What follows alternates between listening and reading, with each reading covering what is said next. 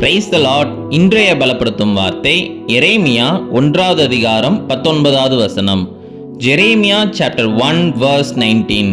உன்னை இரட்சிக்கும்படிக்கு நான் உன்னுடனே இருக்கிறேன் என்று கர்த்தர் சொல்லுகிறார். For I am with you to save you, declares the Lord. ஹல்லேலூயா. இன்றைக்கு உங்களுக்கு விரோதமாக, உங்களுக்கு எதிராக அநேக மனுஷங்க எழும்பியிருக்கிறாங்க, அப்படிதானே?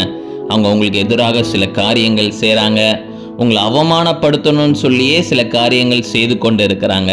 இன்றைக்கு இயேசு உங்களை பார்த்து சொல்லுகிறார், இந்த மனுஷங்க செய்கிற காரியங்கள், உங்களுக்கு விரோதமாக செய்கிற காரியங்கள், அது நிமித்தம் நீங்க எந்த ஒரு பாதிப்பும் அடையாதபடி அதுல இருந்து உங்களை பாதுகாத்து உங்களை மீட்டு கொண்டு வருவேன் என்று வாக்கு பண்ணுகிறார்.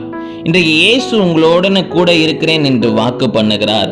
அவர் இந்த சூழ்நிலைகள் எல்லாவற்றையும் அறிந்திருக்கிறார். உங்களுக்கு எதிராக இந்த காரியங்கள்லாம் செய்கிறாங்க என்று ஏசப்பாவுக்கு தெரியும், அப்படிதானே?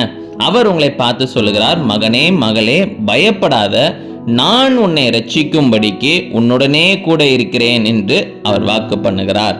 அதனால எத்தனை மனுஷங்க உங்களுக்கு விரோதமாக எழும்பினாலும், பொய் சாட்சி கூறினாலும், உங்களுக்கு எதிராக தீமையை செய்ய நினைச்சாலும் நீங்க கண்டு பயப்படாதீங்க.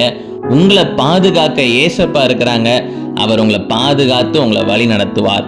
நம்ம எல்லாரும் கண்களை மூடி செபிக்கலாம். எங்களை நேசிக்கிற நல்ல தகப்பனே, ஏசப்பா, பிள்ளைங்களுக்கு விரோதமாக அநேகர் தகப்பனே சில காரியங்கள் செய்கிறாங்க. நீங்க பிள்ளைங்களை பாதுகாத்து கொள்ளுங்க ஆண்டவரே. நீங்க தகப்பனே பிள்ளைங்க வெட்கப்பட்டு போகாதபடி ஆண்டவரே நீங்க பிள்ளைங்களுடைய தலையை உயர்த்தி வைங்க. நீங்க மகிமைப்படுங்க. இயேசுவின் மூலம் ஜெபிக்கிறோம் எங்கள் ஜீவனுள்ள பிதாவே. ஆமேன், ஆமேன், ஆமேன். உங்களுக்கு விரோதமாக செய்கிற மனுஷங்க மேல எரிச்சல் படாதீங்க. கர்த்தர் பார்த்து கொள்வார். நீங்க சந்தோஷமா இருங்க.